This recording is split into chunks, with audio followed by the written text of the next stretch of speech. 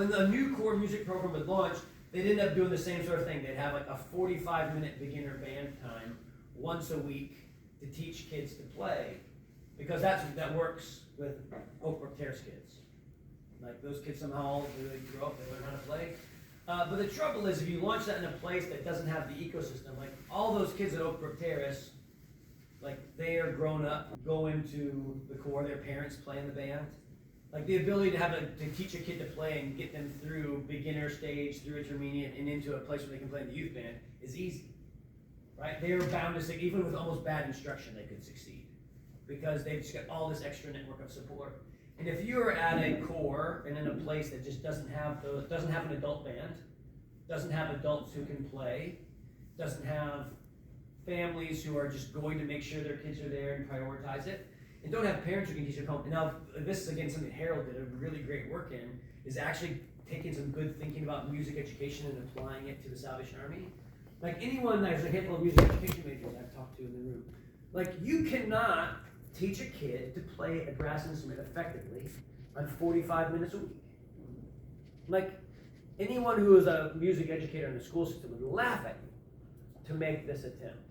Right now we've got some other resources, but it's really hard. Like, so to duplicate this thing is to try to just match the program of a place that's not you and just put it into place in your space is just like most likely destined to fail. You just don't have that ecosystem, right? So this is what they end up doing. They end up modeling this. At Eastern Territorial, they'll model the Spring Valley or what's the Montclair. They'll model some other core. And they'll try to put that into practice, and it just usually doesn't work. Anyway, that's how the vision starts. And then this moment happens. It's happened in hundreds of core every year across the country. Is the core officer will stand up in that pulpit that day. Those kids play hot cross buns in church. And they go, what you're looking at right here is the future of the what you core band. This is our future. Like these kids are going to grow and we're going to have a core band. And everyone is so excited and eager. And this beginning is just like, it's like, there's nothing easier to do in Salvation Army music than start beginners. And you can be full of optimism. It's just you get them started, they're excited. It's just super, super great. So you launch the program. Launching, again, a beginner program is easy. You really only need one room, one teacher, and a handful of instruments. 2 teachers. You don't need two teachers. You need 2 adults. Right? She's the safe from harm. Yeah. But you need 1 teacher. You need 2 adults. You don't need much. And it's pretty simple. Like week 1, all the kids are in the exact same place. It's okay. You just need 1 teacher, 2 adults. I'm belligerent. If Cheryl knows anything about me, she was my babysitter when I was 8 and 9 years old. And I was the most belligerent child you've ever worked with? No. Oh, I'm almost heartbroken. No, but out of the 4 of you, yes. Yeah. Oh! I don't know. Yeah. DJ had. I was pretty belligerent. Anyway, I remember you having a moment, DJ. Anyway, this is really easy, and it's not that that's not good, but you can launch kids, and it's the simplest moment of any music program, because they're all at the same level, they all know the same thing, and you can manage all of their needs in one space appropriately. And again, like you just don't need much. You literally need a couple of horns, and you got yourself a class. But the students start advancing at different rates. This happens immediately. One of the kids can buzz and make a beautiful sound. Right off the bat, you never have to say anything to them. And one of them takes days of using all of the tricks, of trying to get their lips to vibrate when they blow through. And they got the thing the marks right away. When you know you're going to have a tough time. That kid opens up the horn, they go, and they start like trying to hum into it. And you're like, okay, it's one of these. And like, we're going to be at. So they start advancing at different rates, which isn't too big of a problem initially. So the kids just quit, right? Now, and again, at some of the biggest core, like when you're growing up with families, like Andrew Bell's kids aren't quitting. Not day 1, not day 2. They're sticking it out, right? The parents, we know what it takes to be committed for something to work. But a lot of the kids we work with don't, right? A lot of the people we work with don't know what it takes. And you get the really frustrating experience with the parents like, Jimmy can't come to band today because he misbehaved at school. And you're like, don't discipline your kids by making them fail on a commitment. This is a disaster. but you can't do it. So natural attrition occurs. So those 4 or 5 kids that started, 8 kids, 10 kids that started, in the best case scenario is never going to be 10 kids a year later, right? So you have some natural attrition occurs, kids are advancing at different rates. What then ends up happening in a music or arts program is you have ever increasing degrees of complexity, and they only keep getting worse. In year 2, now you're probably starting more beginners. Well, you started with 10 kids, 4 of them have probably left, if you're doing great, right? You've got 6 kids left. Some of them went to music camp or conservatory. Some of them are playing at school. Some of them are flying. And some of them still are struggling to play hot cross buns, and they're looking at a buddy's valves, right? And they're in 2 completely different levels. On top of that, you've got new beginners in. Now, how many teachers we need? We've got 4, 6. I mean, 4 at the very least. Yeah, you've got to have more. You've got to have more. Your program just got harder. It just got harder, right? There are various levels. New students enroll. You need more teachers. You need more space. Maybe you need more time. It's like everything gets trickier, and it starts bearing down on you. Sometimes, and this is a real problem that can happen, is we think that we have to offer everything they offer at CMI at our core. And so we're like, okay, we've got a band program, and we've got a choral program. Now we also have to do timbrels. We got to do this. Now we've got a set of kids, and now we're pulling them in different directions. We're trying to do too much. We're trying to squeeze it into a time that makes. Do you guys know the term pedagogy? It's my favorite word. Yeah. Pedagogy is the art of teaching, right? And it's fun because it uses a different sort of place on your lips and tongue for each syllable. Pedagogy. So then you can also say it really fast. Pedagogy. It's a fun word. Love it. Anyway, like we're starting to teach them so many things, there's no way we can do good at anything. So just a little side note, like your core doesn't have to offer everything. And if your core doesn't have a band, there's nothing wrong with your core. And if your core has a band and you don't do drama, there's nothing wrong with your core, right? Just a little side note. You don't have to do more than you can do well, and you don't have to offer everything. We don't have a requirement to offer everything. A little side note, we do have a requirement, I think, as a Salvation Army, to allow everyone who has got a gift in our community to use them for the glory of God and for His kingdom. We don't have a responsibility to teach it. That makes sense? If someone in your core plays a saxophone and you won't let them use it, then I feel like you might be stifling the Spirit in some way. You have no obligation to teach a saxophone if you can't teach the saxophone. You know what I mean? Like, it's one thing to stifle gifts, and it's another thing to be like, I can't help you there, but good Lord, if you can do it, we're going to celebrate it and put it to use. So just, new programs get offered. And the rising frustration leads to increased intention. Sometimes it's your best students leave because they're not engaged anymore. Sometimes the worst students leave and they want to do something else. And it can just create this rolling snowball that's just building with complexity. Well, Jenna doesn't want to play a brass instrument anymore. Now she wants to do piano. Now we've got to find a piano teacher. Now we've got to find a space for her to take piano. And well, they don't really like band. They want to do drama, or they want to do we get this thing where all of a sudden we have so much complexity, the program's just going to burst under its weight. Then we have the exodus, right? If your program is built on officers, I love officers, and I have a high respect for officers, and I won't tolerate people trashing off. I can't tolerate trashing officers, right? But they're going to leave. They're going to move away. The DMD has to also help other corps. The assistant DMD, they can't be there forever, so they leave, right? And so a new officer comes in, and this is one of the saddest things that happens to me in the Salvation Army is we'll trash people who come. We'll trash an officer, a new leader who comes, or a new DMD or something else. It'll be like, our program died because it was their fault. New person came and they didn't care. It's really easy to blame someone else, even though the program was kind of going to crash under its own weight at some point anyway, depending on how we built it. So visionary leaders change, talented students depart. All right, and here's even if you started, and this is the case in Michigan, it's the case in most places, in the Midwest and other places, most people leave home. Most people leave home. I think about this, how many people has the Dearborn High School effectively discipled and nurtured and taught over the years?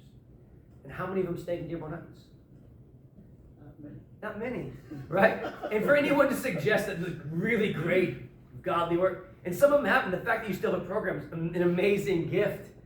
But I think about kids I knew growing up in that core who were such good, godly, faithful people. And all my friends that were from the Dearborn High School have moved to other places. And that's just that's like, there's nothing you can do about that. People move away. People go. Simon's in New York now, right?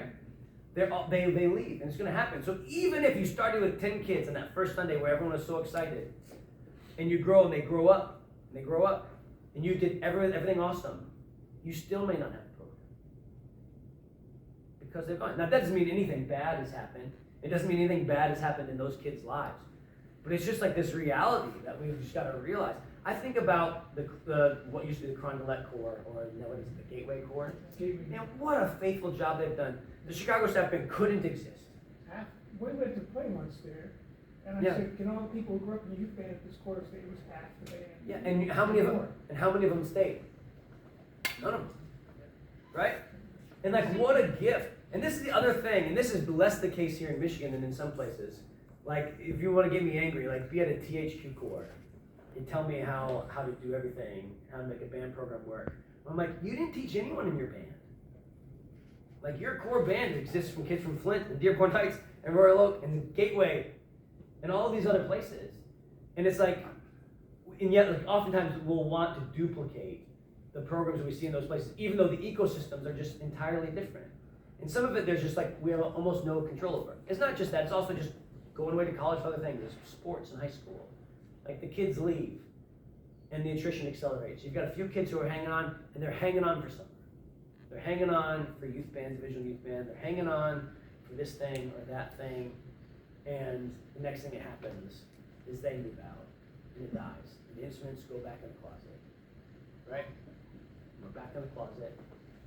And some other visionary leader comes, 3 officers later, 2 DMDs later. They find the instruments in the closet. And the cycle begins, right? And it's like, not the end of the world, or like, again, people have been discipled, people have been evangelized, God is glorified. We don't need to begrudge that work. But if we think about the ministry of that core, that unit, it gets it's sad. Like, it's hard to find, every time you find that closet of instruments, there's a little bit in me that rejoices and a little bit, like, 2 parts of me rejoice. One, good things happened. Boom, resources are available. But man, it stopped. It's a little sad, right? And again, new leaders arrive. And this makes it seem really definitely terrible. And it's kind of like a part of the deal. Because I don't think it has to be what we are conditioned toward. This doesn't have to be the result. And we know it's not the result. We see examples of places that have defied it, despite of unimaginable, like, urban decline in some places, right? All right. So 3 common problems: instability and leadership. We just have to acknowledge it. So, like, this is often be the case, particularly if it's a program built by officers. If you're an officer, it should never discourage you from starting the program. That's why one thing I'm always like, just because you're like, it can start with an officer. Anyway, but if we're over dependent on officers and divisional staff, the program is likely going to fail as a long-term regenerating program. 2, inadequate support and advanced planning. This is something we can manage a little bit more closely. Oftentimes, we end up starting a program without ever thinking about year 2 and 3. And sometimes this means maybe we don't need a band program at this church. Like, it might be like, they don't even have space for a band on Sunday morning. They don't have classrooms to have 2 classrooms. Or if we do a music program, we have to think about it in a different way. Like, all of our buildings, all of our regions, our community networks, they're all different, and they might require a different sort of program. So anyway, sometimes we just don't plan appropriately, and we're just simply not prepared for years 2 through 5. We just jump in and we go, we're going to start a music program. Hear me out, you don't have to have all of the problems that years 2 through 5 present to keep you from starting year 1. You don't have to have everything solved, but you should think ahead, you should think about it. And then the last one is inappropriate models for program design. Like, we just are modeling things that are not the same as ours. We've got to create a solution that's appropriate to the missional needs of our space and to where we are, right? So, yeah, there's a big hit. Now here's the good news. I don't think that's the end. So I've moved to a happier AI background here. Creating this made me real, like, you can see all the problems with AI. Like, AI is inherently particularly, like, racist and problematic in a number of ways. So it's like, I'd be like, give me a happy group of Salvation Army musicians and it's like all white people. I'm like, well, give me a happy diverse group, and then diverse group, all black people. And it's like, I'm like, okay, I'm just, anyway. So if you look too closely at this one, you'll find people with 3 or 4 arms. You start working real hard. Anyway, just behind it, see, this is supposed to be happy colors, not death, is our goal here. So we're going to look at a contrasting model here, a contrasting set of circumstances, and see how it could be applied, maybe some solutions. And I'd be real curious as we go through, because some of you exist in regenerating Salvation Army music programs. So just like before, we have to have a vision, but our vision might need to be a little different. And here's maybe the single most important issue. In order to have a regenerating program in a local community, you need to have an invested, highly motivated local leader with local ties who's not leaving. Right? If it's going to survive, if we have any real practical hope of it surviving long term, that's what we need. Again, I don't think this should keep someone, a DMD or a Corps officer who moves into an area, should keep you from starting something. But it should be task one, is finding a highly motivated local leader who's not going away, who's going to stay and be around. Like, that is the single most important piece of success. Is like, how long have you been doing music programs at Royal Oak, Doug? Since high school. Since high school. So 20 years ago. 83, 15 years. Yeah, 10 years ago, right? 83. It's the year I was born. Yeah. So 42 years, right? That's a long time. And like, no officer can duplicate that.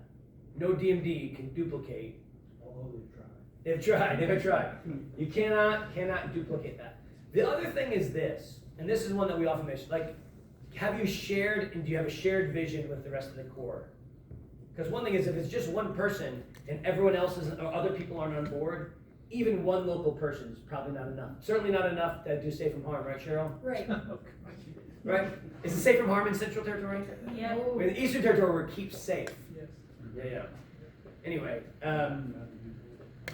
like, you've got, I've had to do all of them. I have to do the West, I've got to do the South. So annoying, I go to Starlink, I gotta take another. Exactly right. Harold and I share some of these same experiences. I'm a master of the online course. Do you even watch them, or do you just go jump right to the answers? I jump right to the answers to see I if I got to can do them. Kansas this summer and I had to retake Safe from Harm, like, hello. So Anyway, oftentimes this will happen. Often it can happen with Corps officers. They'll come in, they'll have a vision for something, but if the Corps doesn't agree, if you can't get the people in your Corps along with the vision, then you have a problem. Some of the single best Corps music programs with kids that I've seen have to do with like one teacher and one adult who's like, I can't do it, but I'll help.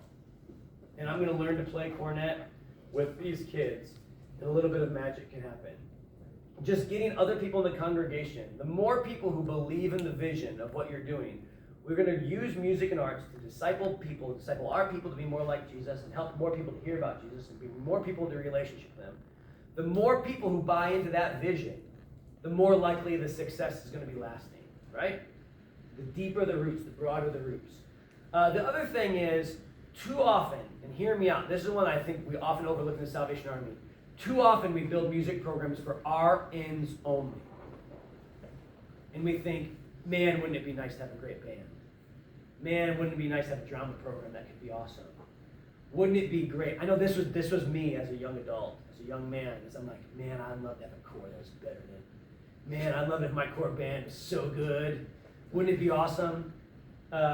In retrospect, I did a lot of good work during those times, but a lot of my ends were still selfishly motivated. Like, I wanted to be a great director. I wanted to have a good music program at my Corps. Wouldn't it be fun if we could play awesome pieces and do cool stuff?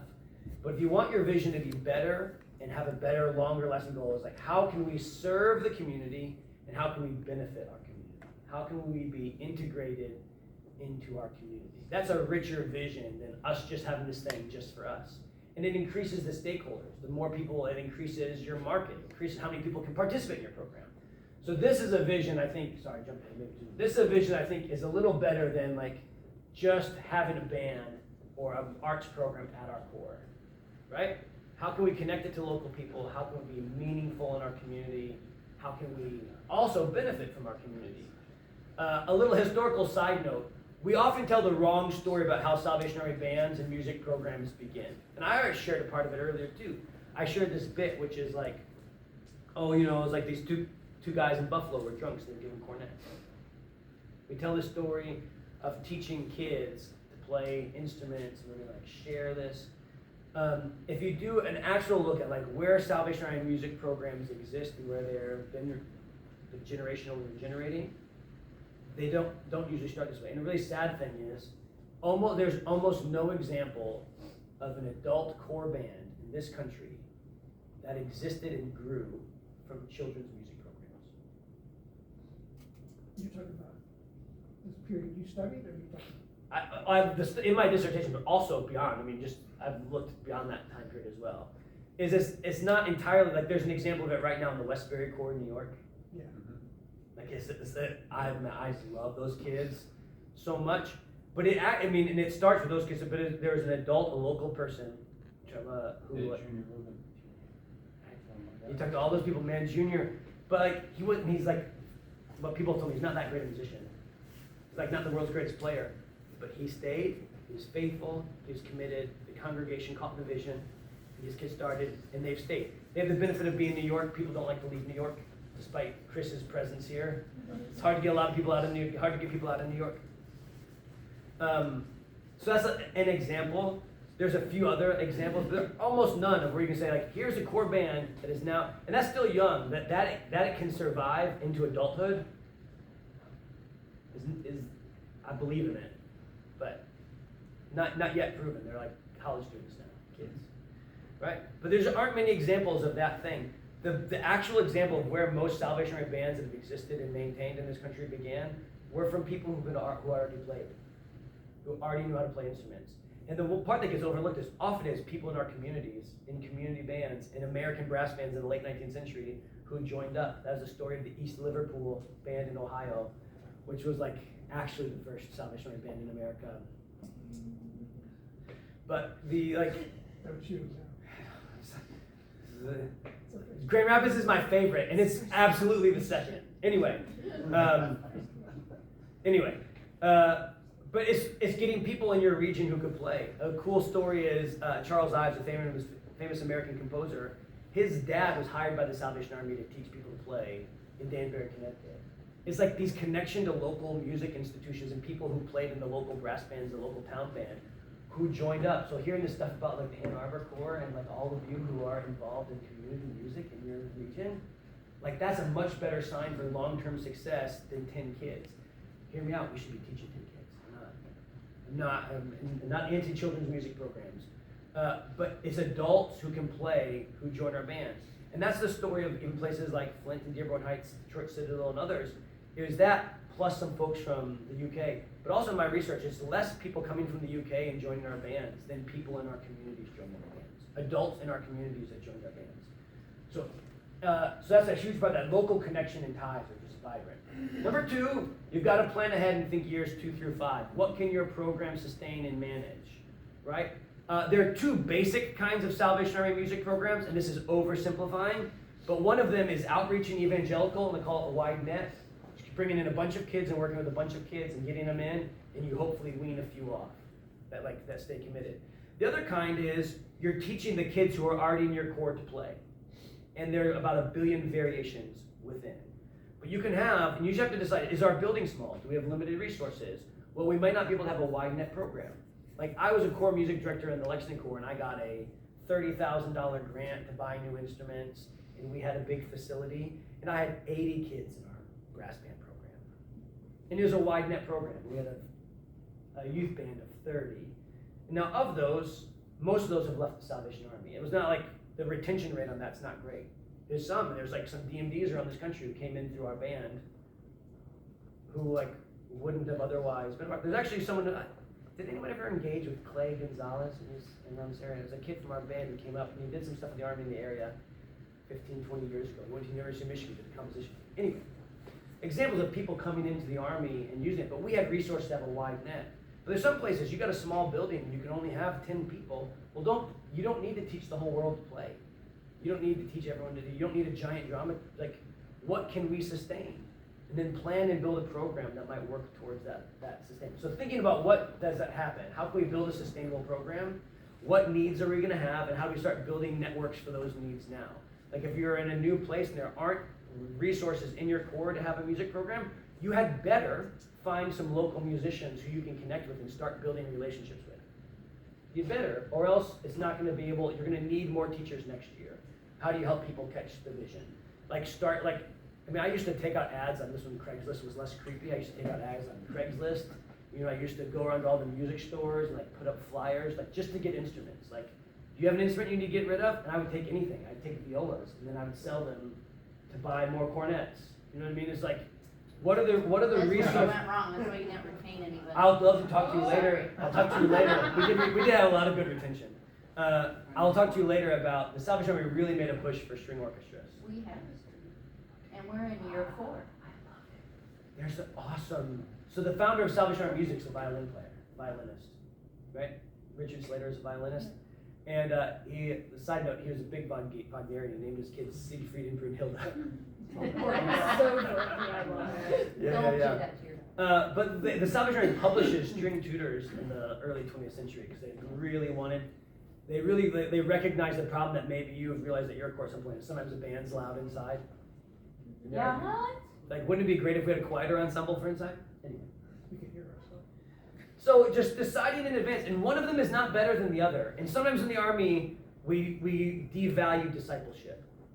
It is all right if your music program is discipleship and not outreach, if that's the best way for your program to be sustainable and what your community needs.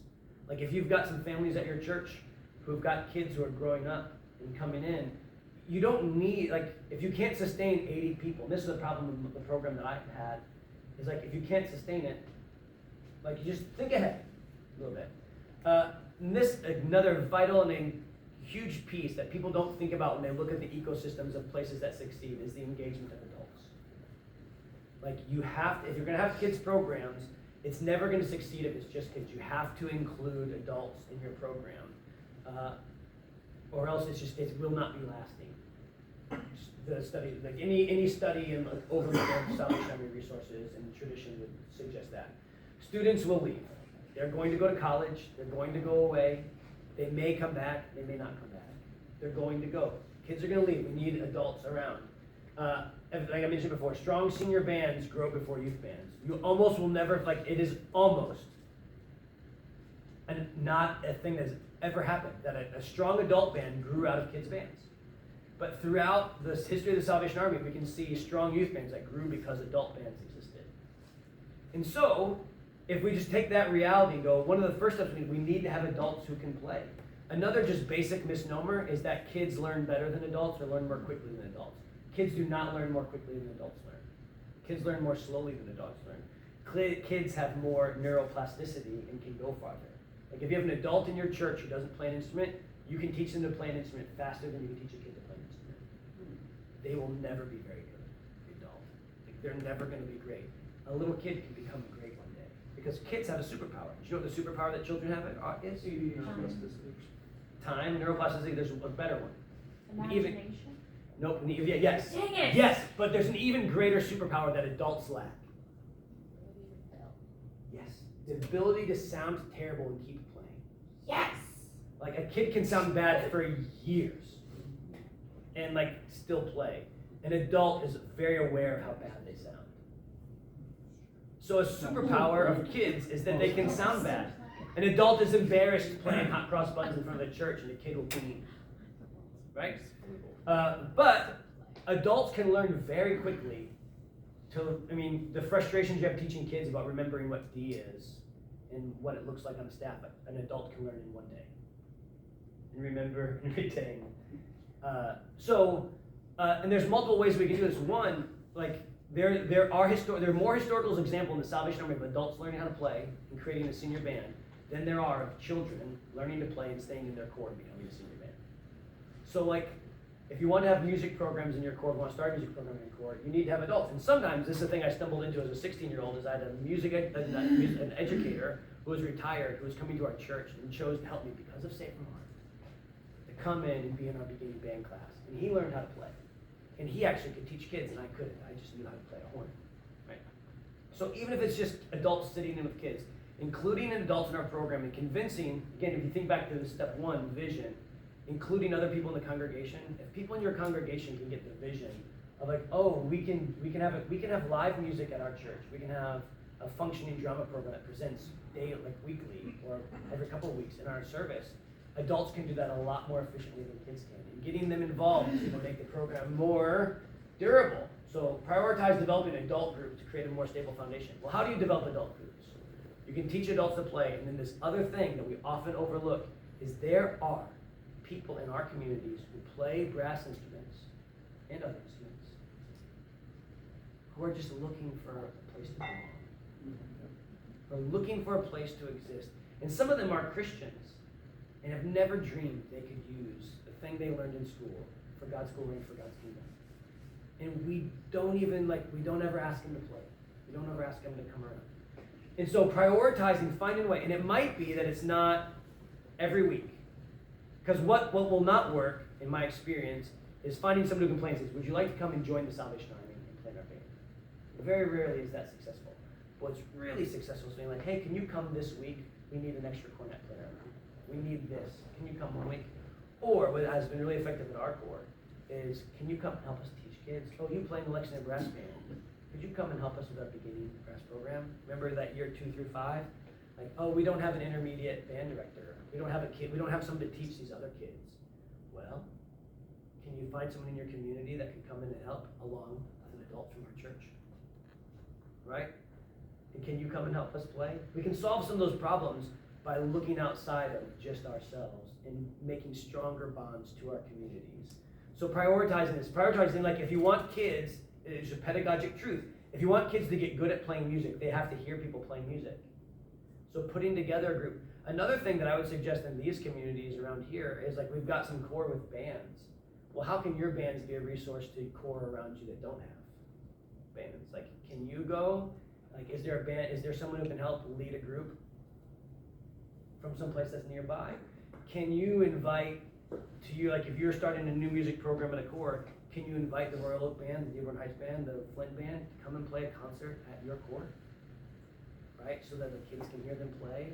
You get networks of things that are bigger. Sometimes we just get so insularly focused that we don't think about the external resources that are there. And we're going to talk, and after our little break, about some things that will apply maybe to more of us who have some core bands that are functioning, is how do we create intentional discipleship and how do we do some things that grow. Anyway, all right. There's a billion reasons to make excuses for including adults. It's always easier just to work with kids. Also note, it's always easier to work with just kids and not their parents, but often the very best thing if we're dealing with struggling communities is help parents know Jesus too. So can you get the parents to come? Like, hey, you want your kid to be a part of this free program? Like, the ideal way to do that is for you to come and learn. Come and learn to play music with your kid, right? There's 1,000 reasons we can make excuses, because the easiest thing is just to get kids in a room and to start teaching them. But including adults, I think, is just a vital step. All right, here's another thing that we don't do, and this is, I call it keep recruiting, but it's also just, again, creating these webs. I mentioned earlier, like, teaching kids to play on 45 minutes a week is pretty much impossible. It's not a reality. It doesn't work pedagogically. One thing we often do is we end up fighting with our school districts in Salvation Army music programs, and it's often we get kids who are only playing at the core. One thing that you need to do if you've got kids learning to play and you can only teach them once a week, which is the reality. Like, we can't have a 5-day-a-week El Sistema style program in all of our core. We can't do this. Well, if you want your kids to be able to learn how to play, you know what you need to make sure they do? You need to make sure they sign up for band in whatever grade they start here. Do you know what I mean?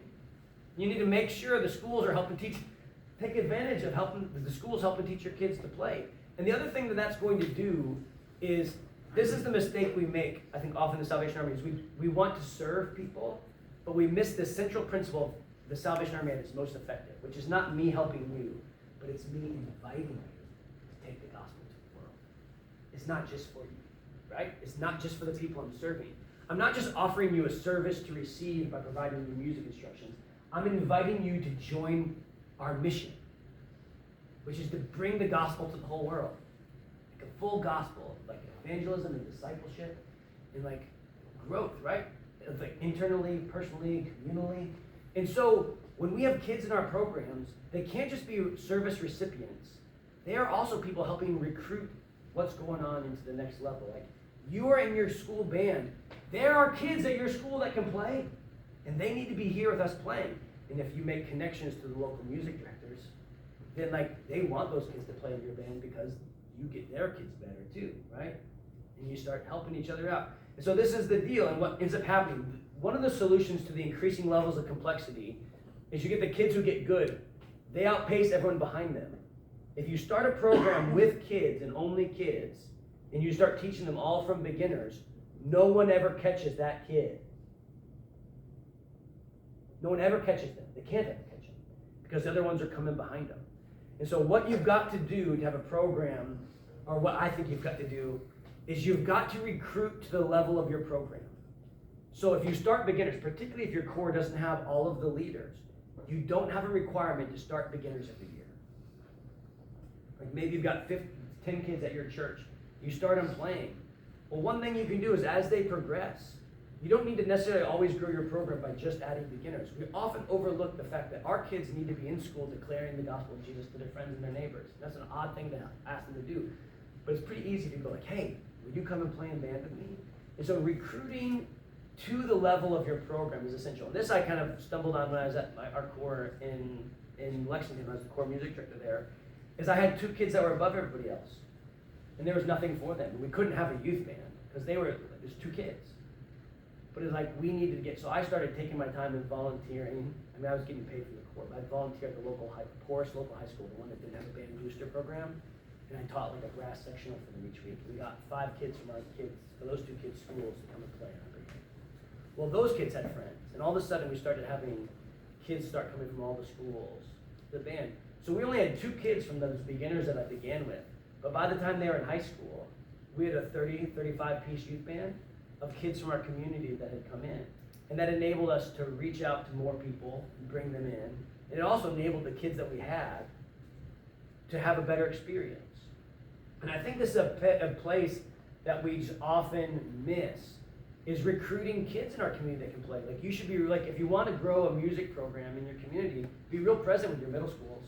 Like find a way to like connect, like here's some kids that are just learning to play, and those teachers, in my experience, will bend over backwards to have their kids receive some extra free instruction. And sometimes if it's a poor school, just to give them a nicer cornet than they have an access to trumpet at their middle school, right? So recruiting this and encouraging our students to have catching that vision and the mission can be a huge piece. So recruiting people at the level. And those of you, sometimes like, this can sometimes happen at some of our bigger core too, is that we can get insular and forget that we can, like, just because we have people coming through that we might be able to reach out and get some other people around. And then this is something I had to learn through experience, is avoid over-recruiting beyond your capacity. Like sometimes I'm those of you who know my dad too, like I have energy and I have excitement, but sometimes you can make a terrible semester if you have more kids than you can effectively teach. Like it is not our job. Like we want to disciple everyone that God gives us to disciple. Remember I said like this: God gave us everything we need to do everything He's asked us to do. Sometimes we try to do more than God's asking us to do. We get ourselves into a little bit of trouble. And a big part of that is also again like limiting the number of offerings. I already mentioned that. You don't have to do everything at your core. And hear me out, like, and I think most are like, I know you're an artist, like, you don't have to have a band. Like, the Salvation Army, to effectively achieve its mission, does not have to have a brass band. Your core doesn't have to have a brass band to effectively do its job. Like, it doesn't. Like, I think it's foolish if there's a Salvation Army and you do have the resource, like, just the parable of the talents, right? We have all of these resources. Like, Chris can help your kids play the brass instrument. He can be a resource to you. In music camp can be a resource to those kids. And CMI can be a resource to those kids because we have all of the internal resourcing. Like if you have a kid that plays the saxophone, like Chris just can't help him unless you have more saxophone skills than I'm aware of, right? Hidden talent.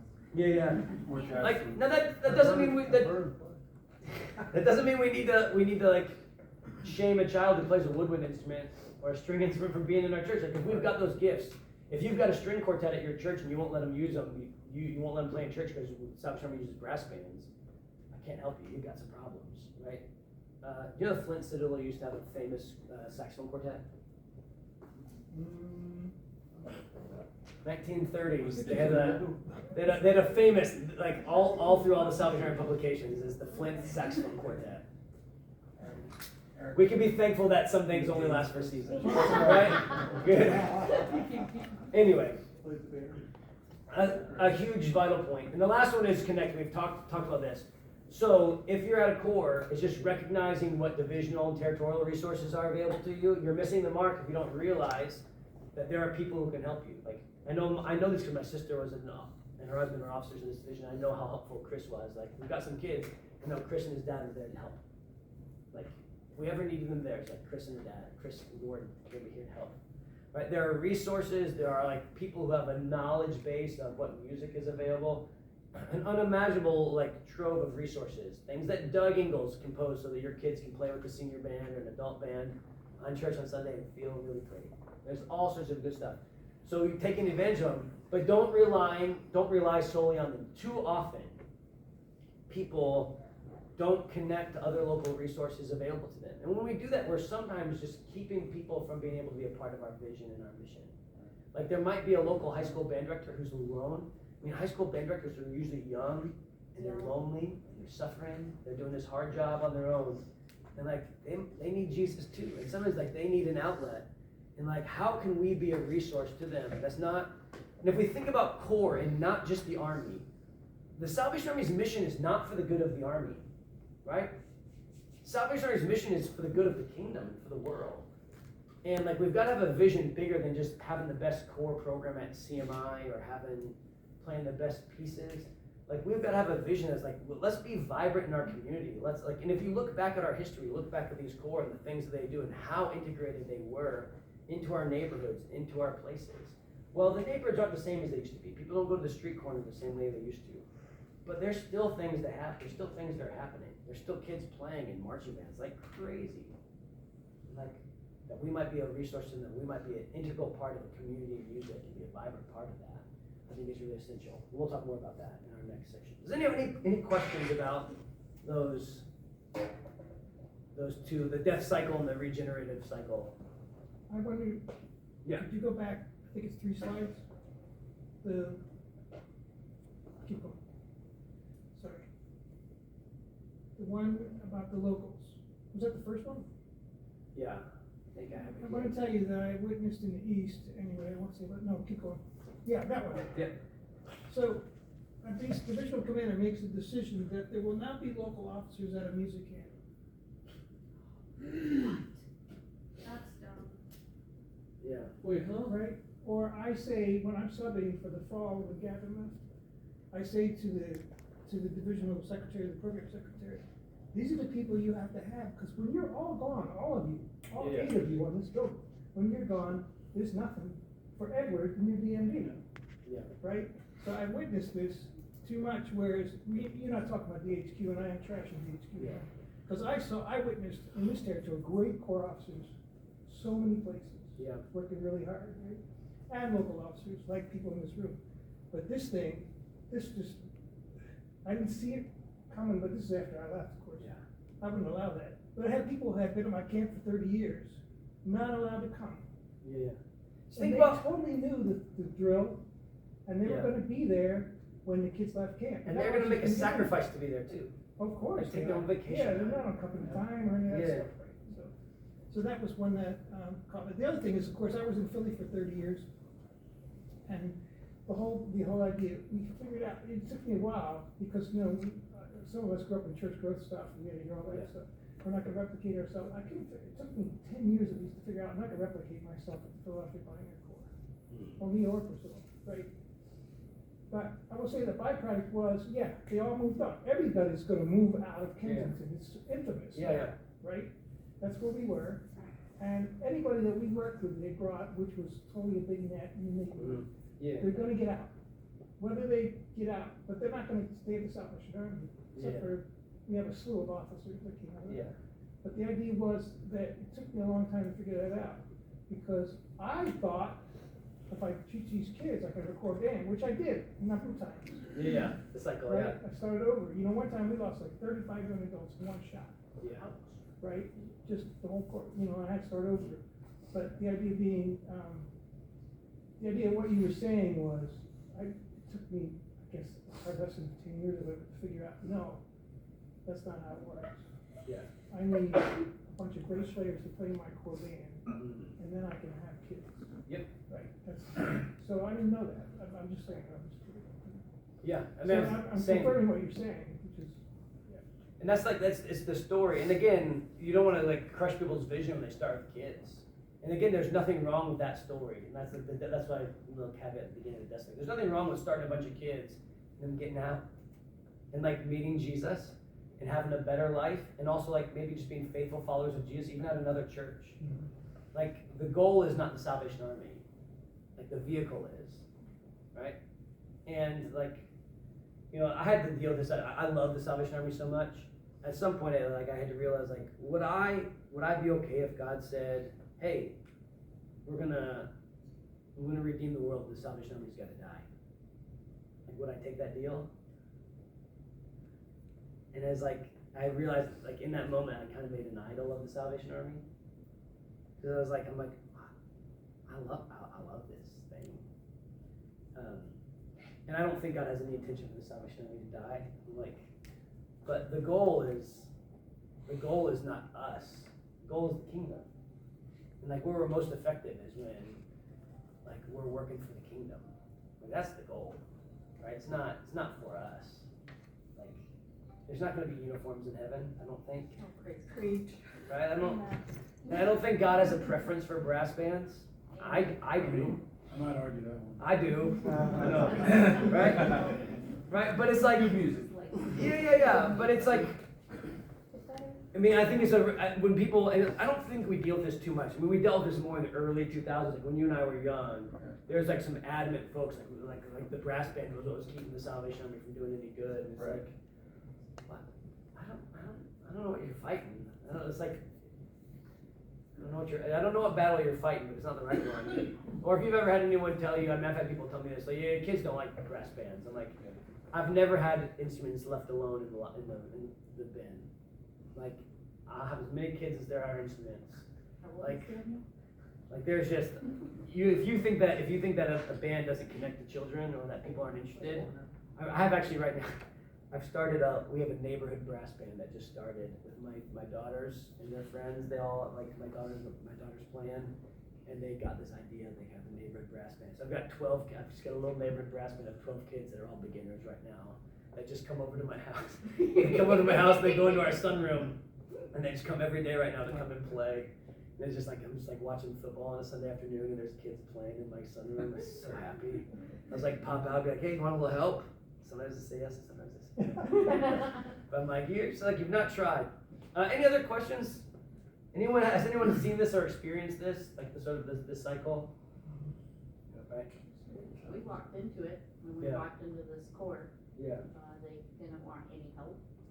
They thought they had the end all be all. And lo and behold, the director's older than dirt and can barely walk. And yes, and but I'll say this, we have the spring program that's been going for 4 years now. Chris doesn't let us come to camp. It's not that you can't come to camp. No, I'm just teasing. Yeah, we need teachers. You can't teach them. I've been the guest at a music camp, or I went to a music camp, and they had a kid playing the flute and a kid playing the saxophone. The saxophone was broken, and one kid on the cornet and a kid playing bass drum, and they're like, woohoo. And they're like, you're gonna be giving this kid lessons. I'm like, I can't help them. I can't help them.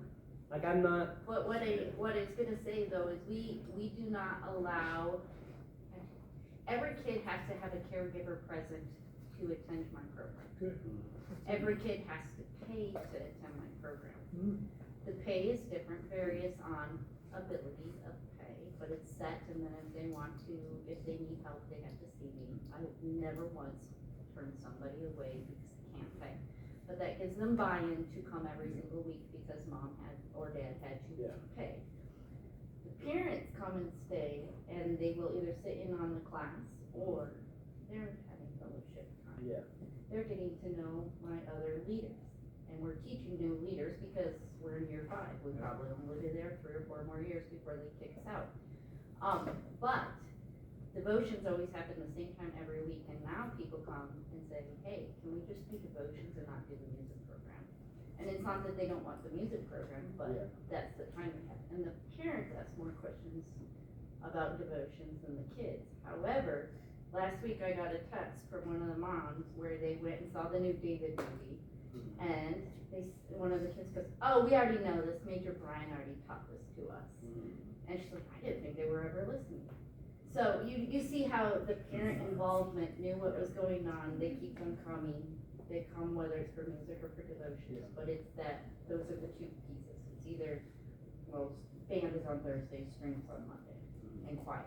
Strings and choir on Monday with devotions, or bands on Thursday with devotions. And the parents are there, always. I was gonna piggyback off that to say that if you could enlarge the adult thing you had, that anytime our kids perform, even if it was Sunday school, somebody from their household had to be there, Yes. right? That you require that, otherwise they're not on. We Yeah. had a mom show up with a black eye one time, Yeah. because of the requirement, but the point was like, to get an engagement. Having somebody, like, if you're gonna teach kids arts, there has Not to be, just the recital. there has to be a commitment and a buy-in. Yeah. And like, you just have, like, it can't, like, it's just not gonna succeed. Now, there's like, and again, like, and I think Salvation Army programs should always have the ability to have some exceptions, and a way to work, way to work around. That's why it's a stuff, caregiver, cause they're, Yeah.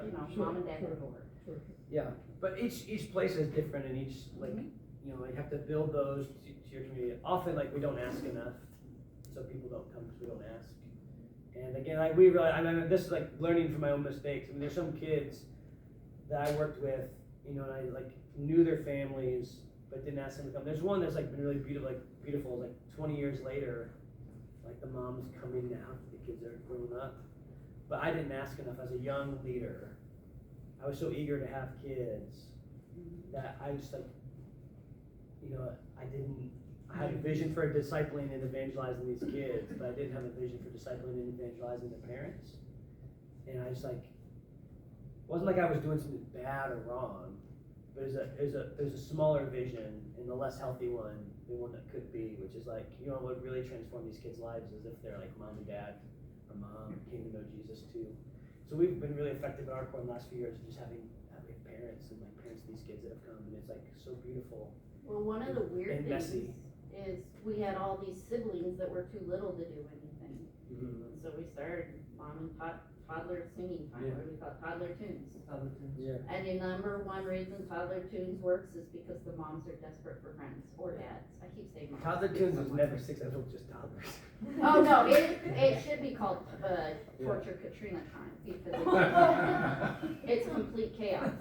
But the parents get to make friends, and then they stay, and their kids are just like so happy, and they're just talking. I've been at my core 20 years now. I've got a girl in college that I used to do toddler singing with. It's like that's sort of like seeing kids that long. It's like, oh, My Spotify list also. she's my tuba player now. Just to crib off the idea of engagement, the singing company that we do at the Washington Court had a tough kickoff, but to emphasize the importance of engagement, as soon as the kids had a say in various things that we did, like they might not be selecting the repertoire that we're performing, but as soon as they were able to chip in and contribute their ideas and know that they were heard and that their opinion was valued, all of a sudden we had this huge buy-in. And when we went to do our showcase, we didn't do like a full-blown performance, but when we went to do our showcase, like what Katrina was saying, their parents showed up and they were up out of their seats, dancing all over the chapel. I mean, it was a lot of fun. And it, if the kids decided they wanted to ask questions about music theory for half of rehearsal, which actually happened. I mean, like 8-year-olds asking music theory questions. It was great. So we taught, I taught them music theory for half of rehearsal, and we just postponed what was gonna be taught that day to the next rehearsal. But it's for them to be able to chip in and feel heard, like their input's valued because it's their ensemble too, has made the world of a difference. I mean, we had kids who like wouldn't sit still, they'd be playing with their paper the whole time. And if you can convince them to have an idea or a vision for mission, like, so, okay, so we're doing this and we've got some buy-in, like, where can we take our group that people need to hear about Jesus? Oh, totally. And if you can get them, again, one tragedy I often see is like, when core get really insular and they're only doing things for themselves because the open air doesn't work anymore, and I'm not saying you have to go out to the open air. It's like, if you're only performing in your building, it's gonna be hard to keep your band engaged and getting better. Like, you've gotta have something that's going, what are we working towards? What are we doing? Like, we've gotta be taking this out somewhere.